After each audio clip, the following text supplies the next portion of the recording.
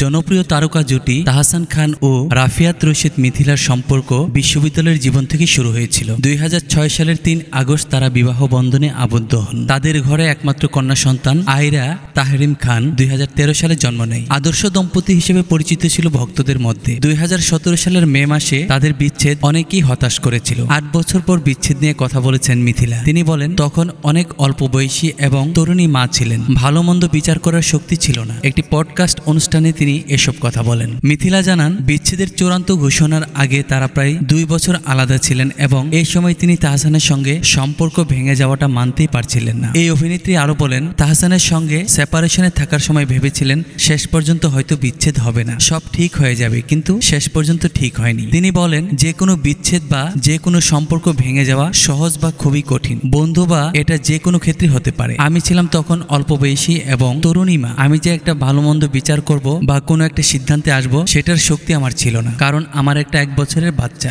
আমার মানসিক অবস্থা ভালো ছিল না যেখানে আমি কোনো একটা সিদ্ধান্ত নিতে পারবো নিজের জীবনের। অভিনেত্রী জানান, 23 বছর বয়স থেকে আমি আমার জীবনকে একভাবে ভেবেছিলাম। হঠাৎ করে জীবনটা সম্পূর্ণভাবে পরিবর্তন হয়ে গেছে। আমি আমার শ্বশুর বাড়ির মানুষের সঙ্গে থেকেছি, একে তো আমার বাচ্চা আছে, তারপর আমি জানলাম সেই জায়গাটা আমার ভবিষ্যৎ না। আমি তখন চাকরি করতাম, কিন্তু আমার একটা গাড়িও ছিল না, কিন্তু আমার তো অভ্যাস ছিল গাড়িতে করে বাইরে যাওয়ার। আমার বাচ্চার অভ্যাস ছিল গাড়িতে চড়ার। মিথিলা বলেন, মেয়েদের নিজেদের আসলে জায়গা থাকে না, শ্বশুর বাড়ি আবার বাবার বাড়ি। থ্যাঙ্কফুলি এখন আমার নিজের জায়গা আছে। মেয়েদের সবার আগে যেটা দরকার সেটা হলো অর্থনৈতিক স্বাধীনতা। এই অর্থনৈতিক স্বাধীনতা ছাড়া জীবনের অন্য সব সিদ্ধান্ত নেওয়া কঠিন।